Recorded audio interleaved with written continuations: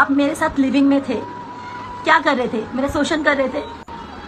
आपके घर में माँ बहन बेटी नहीं है, आप उसके साथ भी कर सकते थे। शोषण भोषण हम नहीं जानते हैं, हम यही जानते हैं कि मनी मिराज तुमको फिल्म शूटिंग के बहाने ना राजस्थान ले जाता था, पहाड़ी इलाका में पहाड़ पर चढ़ा के कदम कूदकाता था। आज तुमको बहुत रुआ रहा है, ये बात को हमको अफसोस हो रहा है, ऐसा बात नहीं है। बाकी वो जो रिलेशनवा में था खाली तुम ही थी कि मनी मिराज भी था।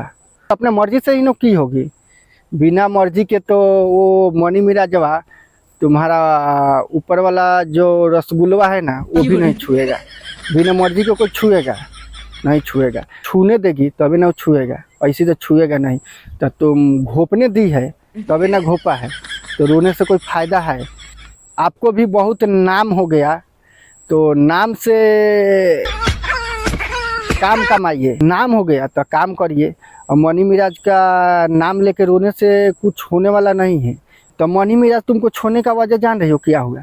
मनी मिराज का तुम्हारे अंदर पानी छूटा और सबन जो होता है ना वो टूटा। तो तुम मनी मिराज का पानी नहीं छोड़वाती ना, तो तुमको वो नहीं छोड़ता।